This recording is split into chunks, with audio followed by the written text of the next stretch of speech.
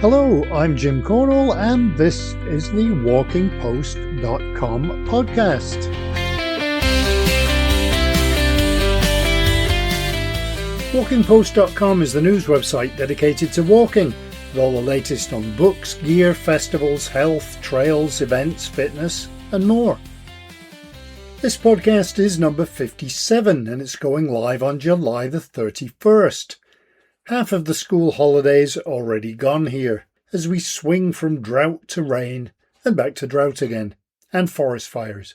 You'd think that governments would actually realise this is now a pattern and figure out some ways to tackle climate change, rather than just reacting to it. And hiking in heat isn't the greatest either. Anyway, let's move on to July the 31st. It is Avocado Day, Talk in an Elevator Day, also known as a lift, and that's tough to do here because I'm not sure where the nearest one even is. It's Uncommon Instrument Awareness Day, so I don't think my drum kit counts. It's also Lifeguard Appreciation Day, Hawaii Flag Day, and it is Raspberry Cake Day. For birthdays, Fred Quimby of Tom and Jerry fame, Liberace, Fatboy Slim, and Will Champion, the drummer in Coldplay. Last time on the podcast we talked about the Iron Bridge Gorge World Heritage Site and the walking festival there. This week we're talking about a new book called Walking from Home to Rome, and we chat to its author, Geraldine McFaul. Before we get going, if you do have news, guest ideas or subjects to cover, or comments, or you want to advertise, please get in touch via walkingpost.com or just email me at jim@walkingpost.com.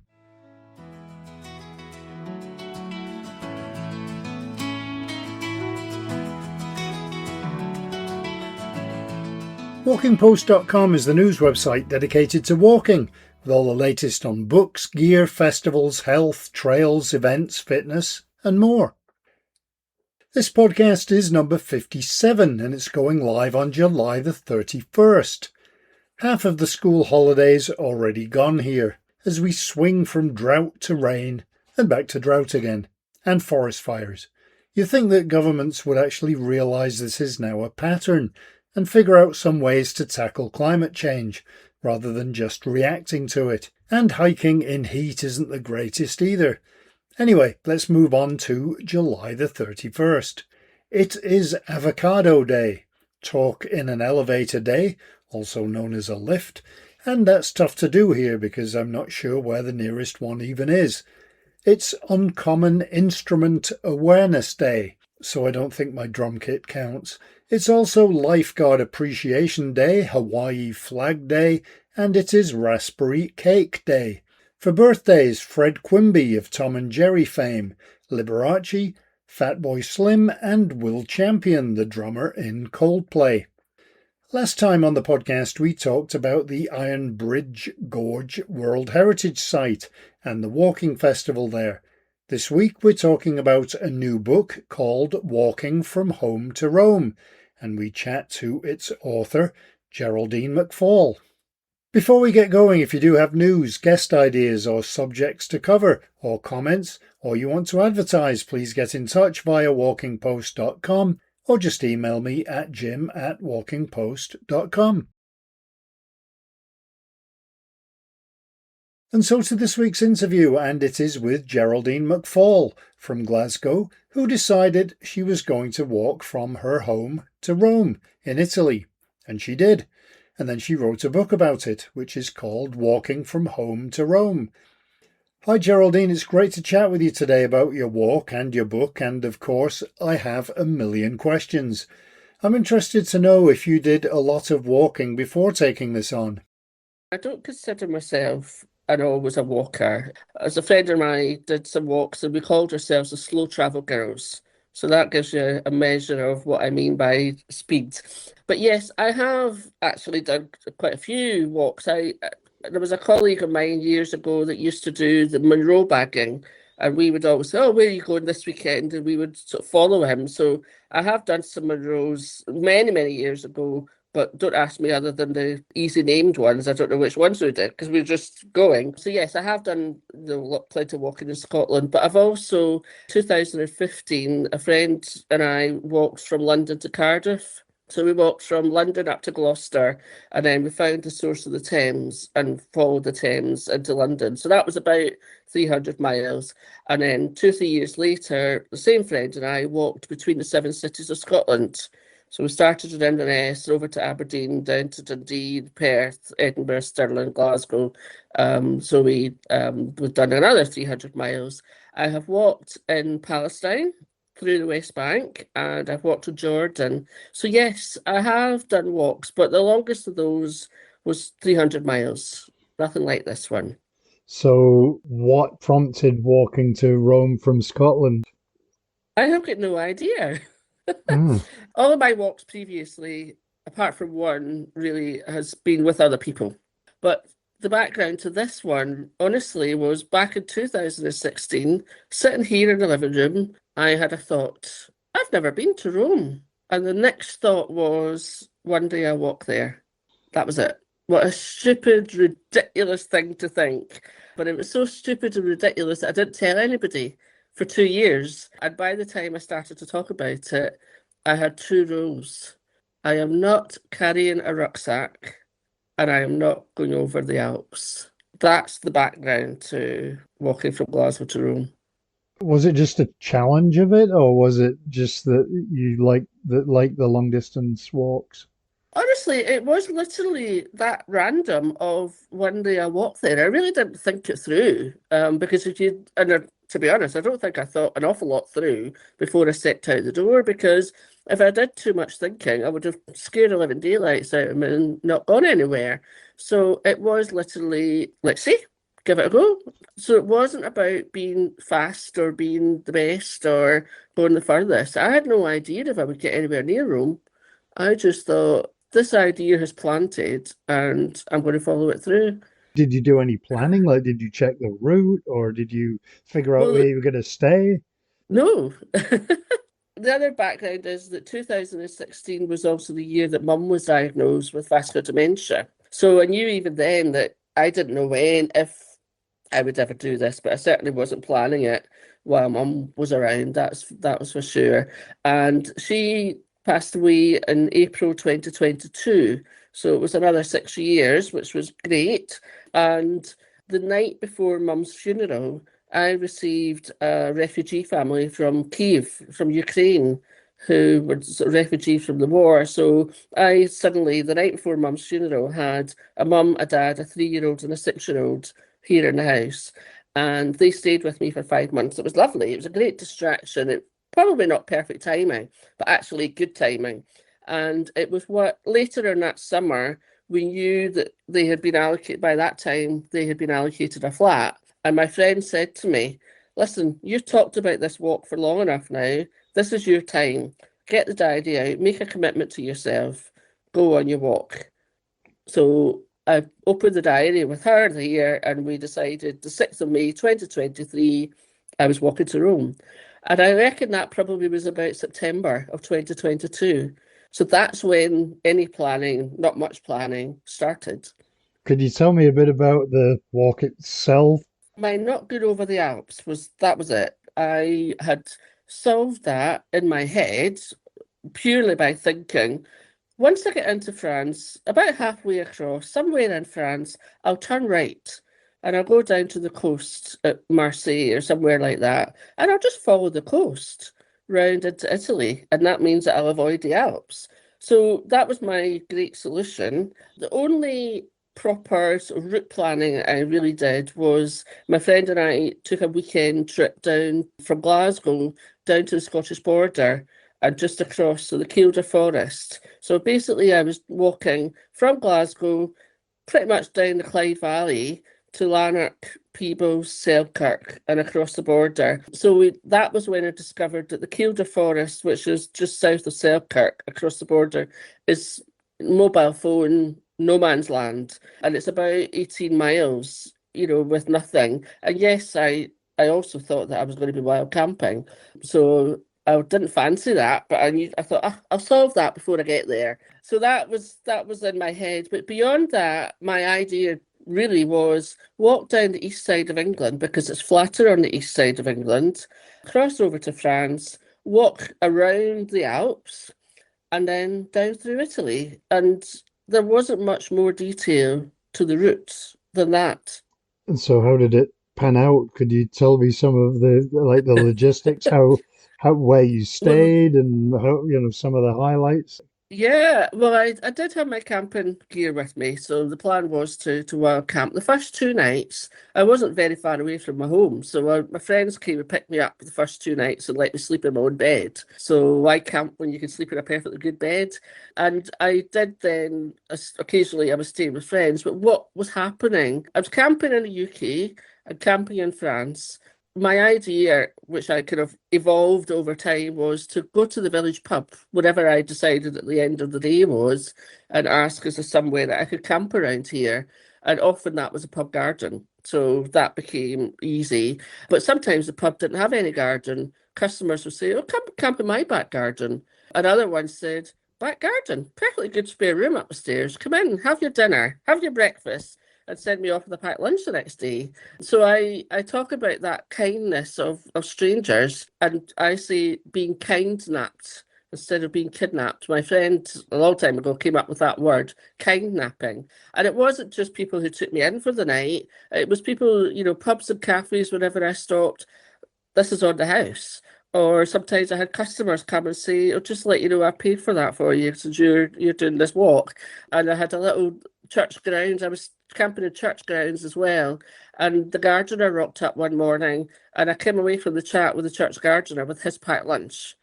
Oh, sure, he says, I could go home and make another one. You can't. So the kindness was just there all the way through. So yes, I was camping. I did put myself into a B&B every now and again, usually the night after I got soaked in the rain, but there was no sort of guilt in that because I wasn't out to torture myself. And my daily routine became, yes, I was walking from home to Rome, but really it very quickly became today. A to B is get myself, where am I going today? How far am I going? Where am I going to get something to eat? Where am I going to sleep? And how am I going to sleep? I'll worry about tomorrow when I get there. So it became a day-to-day thing. And I think that's the only way that I could manage it in my head. Just deal with today, get on with tomorrow. You mentioned the kindness of strangers in the UK. What about in Europe? Do you speak French, Italian? No, I don't speak it. I mean, yes, I did middle grade French and failed it miserably, but other than the bonjour and merci and whatever, but over the course of the 2 months that I walked in France, I clearly was able to understand much more than I realized, not necessarily always able to respond. Italy, even when I was there for 2 months, I still didn't pick up much more than ciao and buongiorno, and I couldn't understand it because they speak so quickly. But the kindness of strangers absolutely was all the way through Europe as well. In France, there's a route, one of those Camino routes from Canterbury to Rome.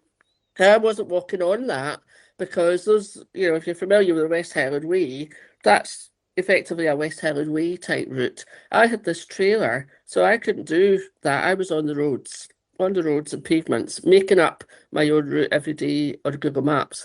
And also, I had gone over from Newhaven to Dieppe to France. So I wasn't, going over to Cali and following Via Francigena there. So about halfway over, I kind of hooked up with it purely because I then had information about accommodation and about sort of where cafes and where information was. But even before that, I was still being kidnapped in France because I was going into places and they were giving me useful information. Like every cemetery in France has got drinking water, has got a drinking water tap. So that was useful. But if you go to the village, then go to the church or go to the council and they will put you in touch with somebody in the village who will take you in for the night or let you camp. So that quickly became a routine in France. People out in the gardens, and I'm walking along with a high vis vest and looking peculiar, and they would chat, and I had Google Translate. I quite often then brass neck and say, "Can I come in and use the toilet, please?" And I come away with bottles of juice and biscuits and all sorts, from any of those. So And that happened all the way through Europe as well. So, and I did camp in gardens. I did get put up in church grounds. I got put up in school playgrounds, so the kidnapping and the kindness of strangers definitely happened all the way through the journey. What about you said you had a trailer? What could you describe that? Yeah, my first rule was I am not carrying a rucksack, and that's because I've done rucksacks many, many, many times. And no matter how light you think you packed, you still pack too much. So I knew of another adventurer who had run across Canada, and within a couple of weeks of his run, somebody suggested to him, why don't you put your bags in a buggy, a child's buggy? So they gave him a child's buggy and he ran across Canada and then later ran across America pushing a child's buggy. So I kind of had this, oh, that could be an idea. But I ended up with, it was a child's buggy, but it's actually one of these sports ones where it's the three-wheeled buggies and you can push it like a buggy. It's for running parents, push it like a buggy, but also it had an attachment about, maybe a 5 or 6 feet bar and strapped around my waist. And I thought I would interchange between pushing and pulling, but very quickly pulling became much easier. So on the flat, it was perfect because the trailer took all the weight.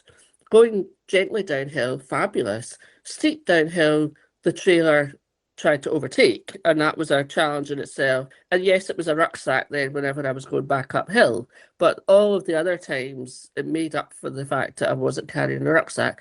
You know, if you're walking, even if you stop to chat to people, you've still got this ton weight on your shoulders, or you take it off, and then you have to put it back on again when you stop chatting. I was standing there with no weight. So the trailer, a Roman, as he was called, was just a genius. I walked around the block twice before I started walking, so I had no idea if this would work, but it worked perfectly. Did it change your route though by having something, but like with a backpack you can nip through a hedge or take a really Yeah. bumpy route, but with a Yeah. trailer. Well, bearing in mind, I really didn't have much of a route, but I knew that I was effectively, I decided I'm a cyclist with a trailer.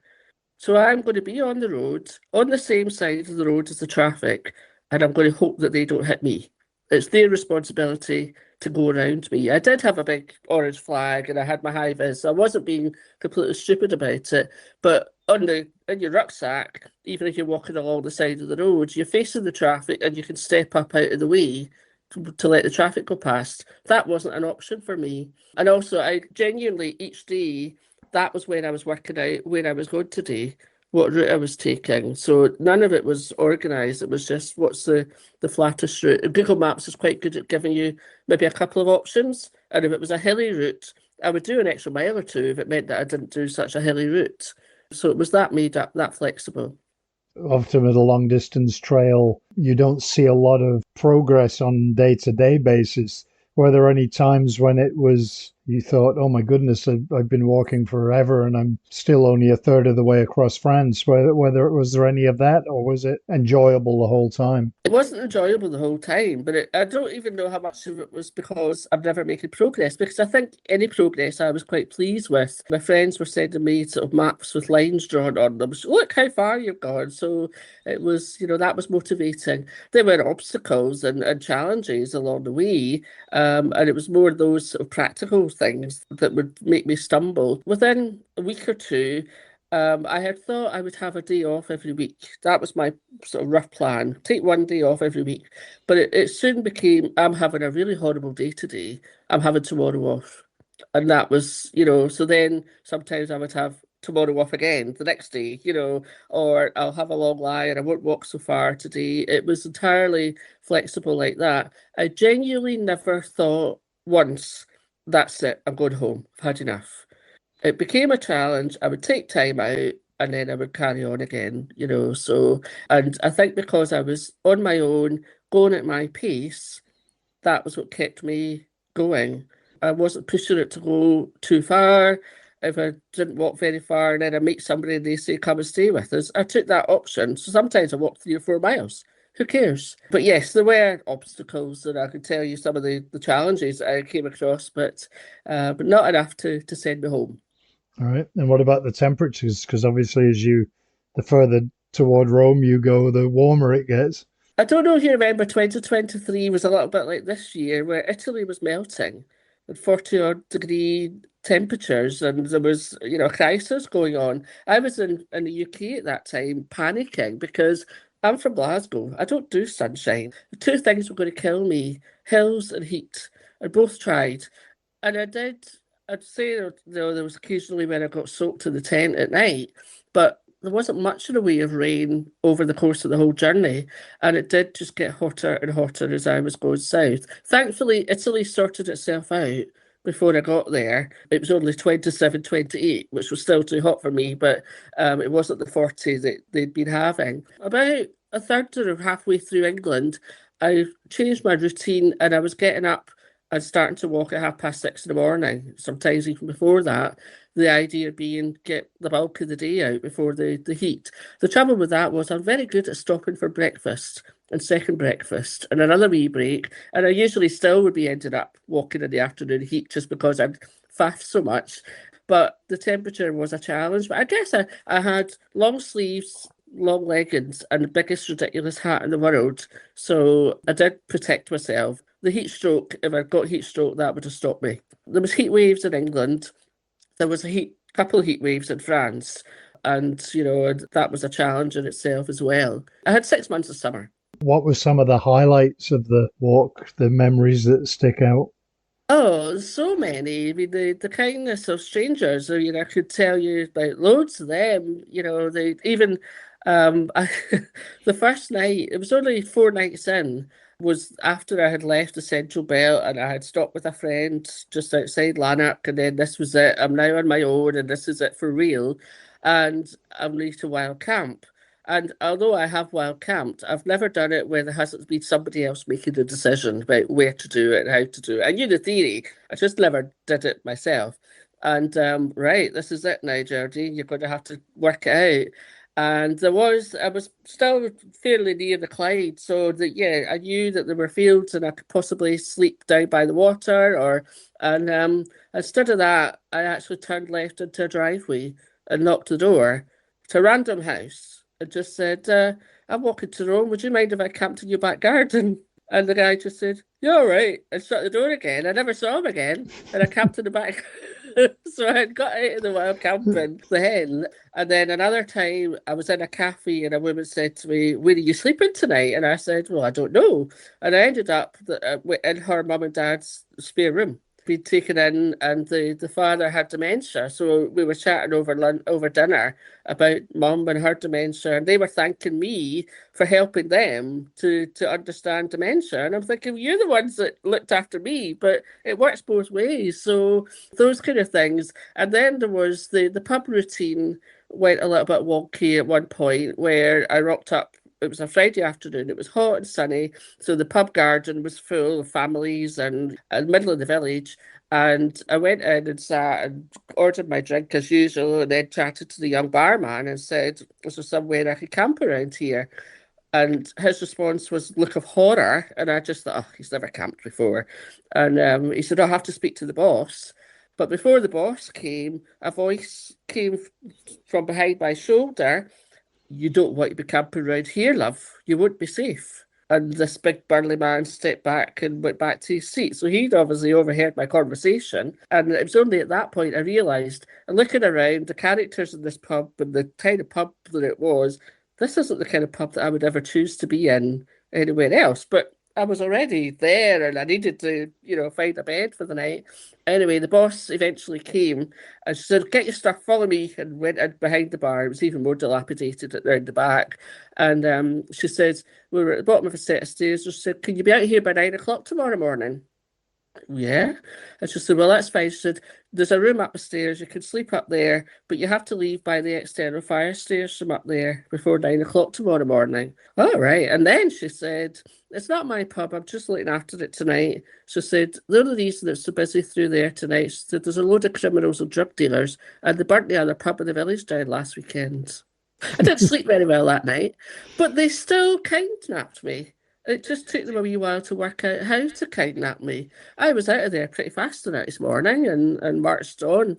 that was a bit of a wake-up call, to be honest, because everything up until then had been rosy and lovely, and it still was because they still looked after me. But I really had to sort of, right, you have to think about this. And what I did the next day was I had all my friends all on WhatsApp and text. I put them all on one group chat so that I didn't need to stop and think, who's at work? What time is it in America? What time is it in New Zealand? I'll just put a note on. I need some help. I need somebody to chat to.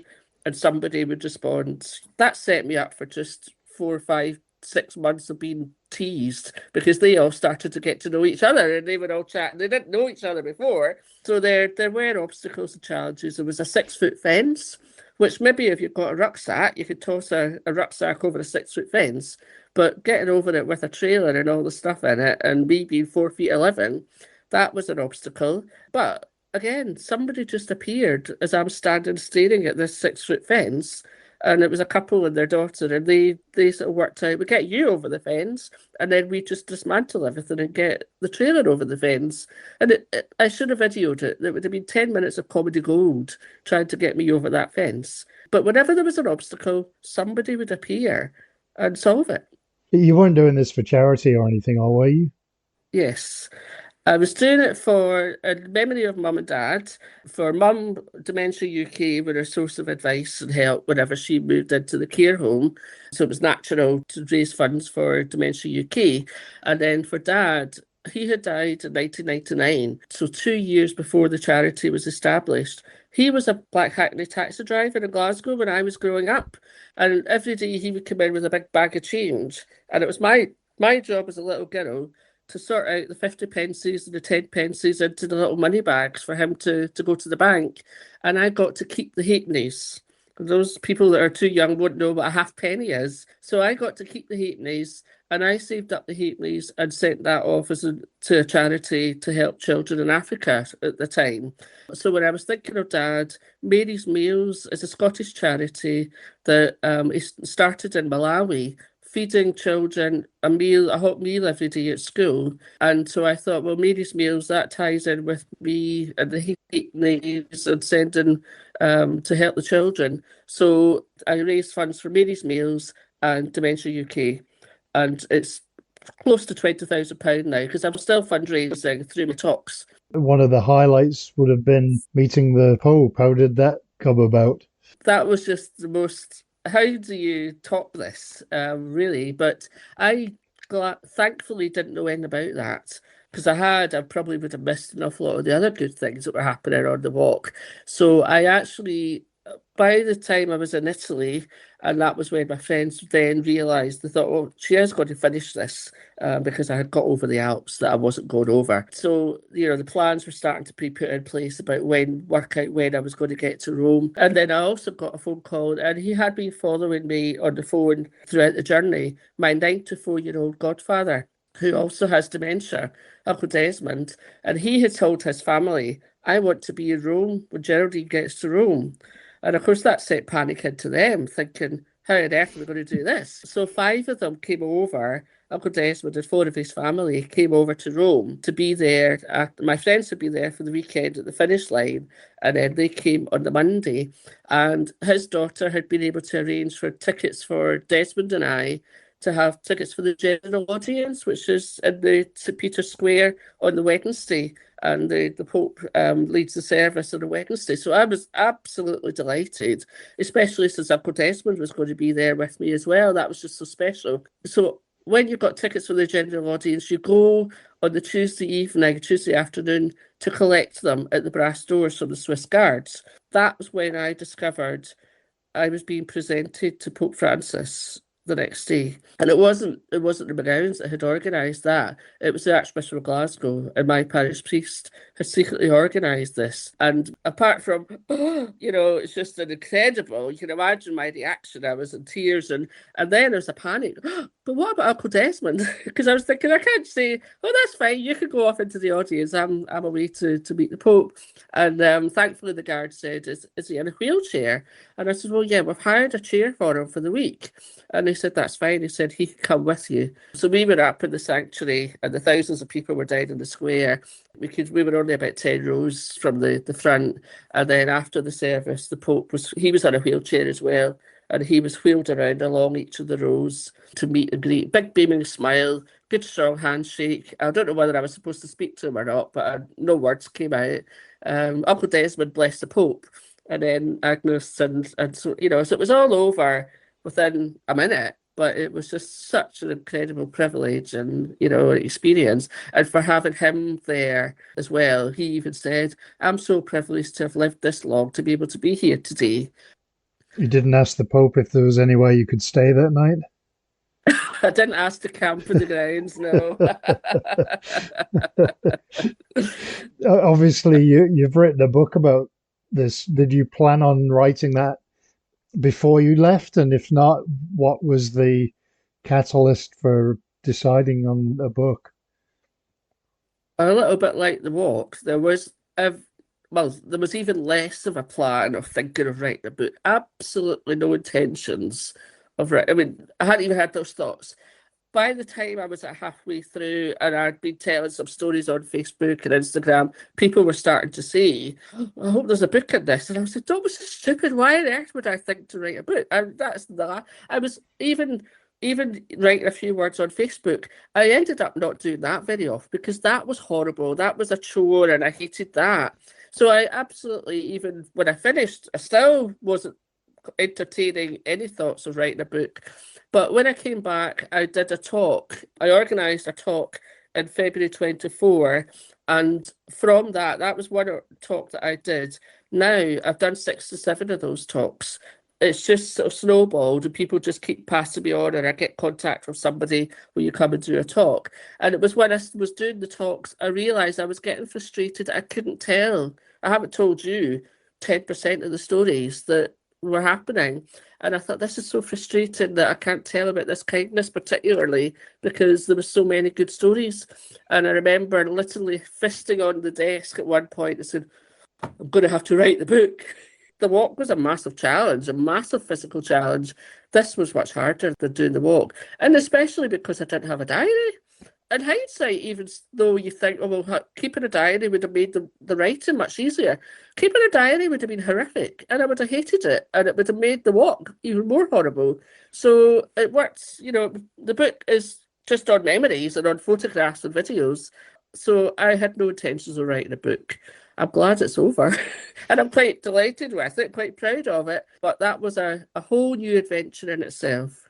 The book is Walking from Home to Rome, and it's available from me directly, but it's also on Amazon Kindle and paperback, so it's available to purchase. As I say, if it was direct from me, then 20% of the funds go to Mary's Meals and Dementia UK. So, how did you, without notes, how did you remember? Was it going through your phone and piecing it together from the photos, or? Well, I suppose a lot of the main memories were embedded in me anyway, and because I had been talking about things, then it was still very much in my head. I was thinking about it. I was starting to write out a bit of a main plan for the A to B plan and the main things that happened. And thankfully, I had learned it from one of the other walks with a friend. I was wise enough whenever I met any sort of specific individual characters to do a quick note, even just the village that I was in and the names of the characters so that I had names. So because I have had people comment, "How on earth did you remember all the names of the people that you met?"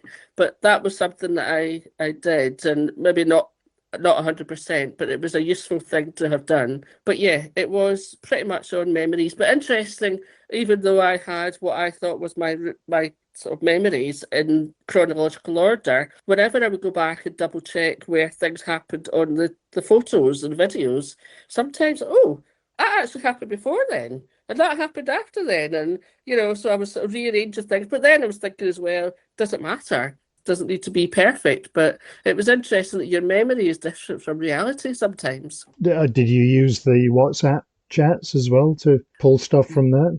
Yes, yeah, that was really useful. I printed off that WhatsApp chat, and I think it was over 100 pages. Most of it was BBTs to wind up by them, because they all realised that they could wind me up, and that was easy. But yes, so there was useful little snippets on there as well. And for putting the book together itself, how did you go about that? I don't know. Had you written anything like this before? Not at all. Not at all. I mean, part of my job was writing reports, so that was the one part of my job that I absolutely hated. I could talk easily, and my worry was when I doing the talks, how do you write ooh in a book? You could go woo when you're doing a talk and it's quite funny or whatever. But actually, it was at one of my talks after about a year, and that was the first time that people often asked, "Oh, what's next? What are you doing next? Where are you walking next?" And I would always say, "Well, how do I top that? I'm not, I can't try and beat it." And that was the first talk where I said, "I think I'm writing a book. Help!" And a woman came up to me at the end of that talk and said, "I think we should go for a cup of tea and a cake." That sounds good. And turns out she's an editor and a proofreader and typeset. And so basically, she became my sidekick for the next year, cajoling me along, trying to unravel this book that was in my head and to typing it up. So again, was that me being kidnapped by somebody, just a random opportunity that came up. Deborah was the one then that sorted out what I was doing and how I was doing it and sat me down and pushed me along till I eventually finished it. And it's just come out recently? I think the official publication date was the 10th of June. I've only done one talk since then where I've had the books to sell at the end, but that's my main opportunity, I think, is to sell it at the end of the talks and also go back to the people that I've spoken to before and said, "Oh, by the way, I did write that book." And actually, just last week, I started recording the audiobook. You don't realise how much you paraphrase when you're reading. And that's not because I'm entirely familiar, because I've never, obviously I read through the book when I was going through the editing and things, but it's an interesting process. It's going to be a long process, but I'm quite enjoying it. You'd mentioned you can't really top Glasgow to Rome, but do you have any plans to do anything equally crazy? It's an interesting question because always my reaction was, how on earth do I top that? And you do wonder if you've done something. For me, that was way beyond anything I did. And especially with the finish and all the kidnapping that was happening, I would worry that I would spend the whole with another one thinking, well, the last time this happened and the last time that happened. But also, I did that really quite naively. I really didn't know what I was letting myself in for, and I was sort of getting more experience and knowledge as I was going through. So the next one I would be doing wouldn't have that naivety. And I wonder if that would change it as well. If I was ever doing another walk, and I'm not stupid enough to say never, because I don't know. But I would take Roman with me. I would take the trailer because that definitely was a big help. And it meant that I got there rather than not getting there with the rucksack. Did you have any issues with injuries or blisters or sprains or anything? I had 3 blisters in the whole trip and a cold in Italy. I don't know why I only had 3 blisters, and it took me 1,000 miles to get the first 2. And I know exactly how I got them because I walked through a thunderstorm thinking, well, what's the point of changing my shoes? I'll only end up with 2 pairs of wet shoes. So knowing that I was risking blisters, and yes, I got a matching pair of blisters 2 or 3 days later. And then I got another one because of the gravelly paths in Italy. That was really amazing that I only got 3 blisters. And I had a cold for about a week in Italy. And all I did with that was I shortened my days a little bit, and I would have a late lunch and just go straight to my bed and sleep it off for about 4 or 5 nights. I just slept off this cold, but carried on walking. And I think because I was walking at my own pace, on my own terms, I wasn't broken. Whereas other people, I had an Irish passport, which meant that I didn't need to run once I got over into Europe because you only have 90 days on a British passport. I would never have managed it in the 90 days. Other people that I met were having to walk with their aches and pains and blisters and struggling because they had a timetable. I didn't have a timetable. So I think that was why I wasn't broken. How long did it take in total? 6 months. I had 3 or 4 days procrastination on the south coast of England, worrying about crossing the water and dealing, in a new language in a new country on the wrong side of the road. And then I procrastinated again around Lake Geneva because though I said I am not going over the Alps, I had met a man before the Scottish borders who laughed at me when I told him my great turn right in France and go down to the coast. He said, you do realise that that coastline is the Maritime Alps. So the coastline goes from the water right up into the Alps and back down to the water. Repeat, repeat. I think I'd still be walking now. So Lake Geneva was the first that I properly could see the Alps, and I panicked again. So I hung around, faffed around Lake Geneva for a week just to worry about how I was going to go over the Alps, and then had to carry on. So yeah, I never came home at any point, but I did stop now and again just to get my head sorted. I spent just over 2 weeks in Switzerland over the course of the trip. Did you manage to stick to valleys in Switzerland, or did you actually have to do a lot of climbing? Well, I had the Alps to deal with. By that time, I was, as I say, I had sort of roughly was following this Via Francigena, but even then, that was going up into the hills and dales, but going in the same sort of direction as me. With that section, I basically followed the road along the lake. So that I was just carried on with the road along the lake until I got to Martigny at the end, and that was when I faced the Alps. And in the book, it tells you, as it turns out, I thought I was going to be 2 or 3 weeks lost in the mountains, but it's actually 3 days of climbing 3,000 meters. So it was three days of 1,000 meters. And in the book, it says, the Via Francigena guidebook, don't do this bit if you're not happy with hills. Don't do it if you're not fit, if the weather's not good. Just, and lots of people do opt out because there are buses and trains that could take you across the Alps and into Italy and carry on walking. But of course, I was doing this for charity, and I'm also a stubborn Glaswegian. So I had to do these 3 days. So that was again logistics of what I do with the trailer, because I wouldn't be on the road.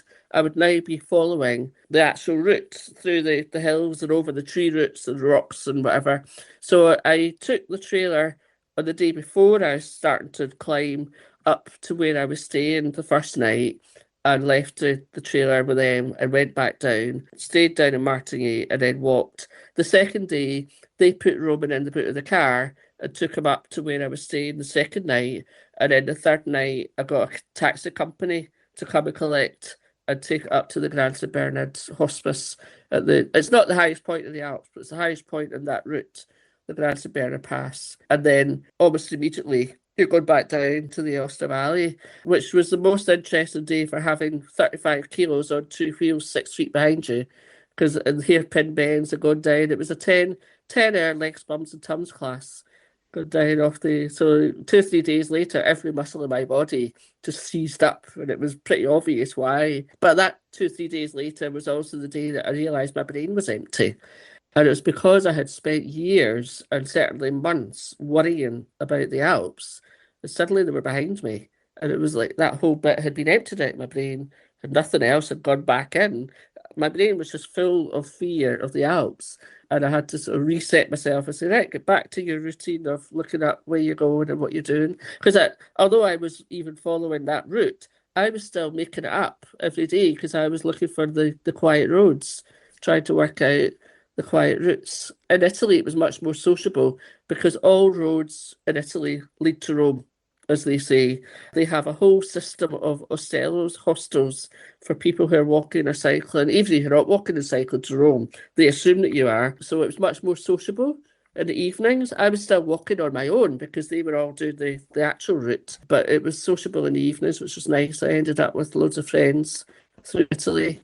Although I was walking on my own, I don't think I was ever really walking alone because people just seemed to be lined up.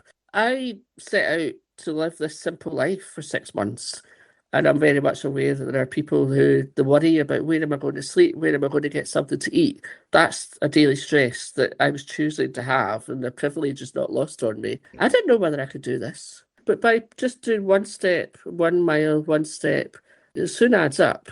And going at my own pace was the way that I could do it. And don't not try because you don't think you can do it. Just do a wee bit and see how you get on, and another wee bit.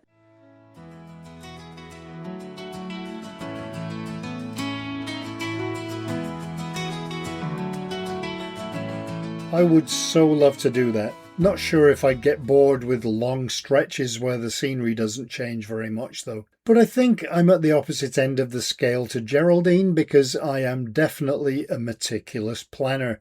although I'm pretty sure her way is probably better psychologically. And I'm not sure about a 6-month hike either, especially filming it with all the equipment and having to charge it all every night. Speaking of which, I do have to charge lots of stuff tonight, so I should probably go and do that. I did recently buy a new charger that can take 7 different cables at once, and what a difference that makes, especially if you charge things with the USB-C to USB-C cables. That is so fast compared to the USB-A cables. Those are the fat ones that you always try the wrong way up first. Anyway, that's it for this week's podcast. If you do have news or suggestions for podcast guests, please do get in touch through jim@walkingpost.com. We're always looking for guests, whether it's about a new trail, a new book, a walking festival, or just someone who's done an amazing, unusual, or interesting walk. So I hope you enjoyed this week's walkingpost.com podcast, and I hope you'll have a great week ahead, hopefully with a walk somewhere, whether it involves meeting the Pope or not. Until next time, happy trails! Walking Post from walkingpost.com is an Air Coastal Media Limited production.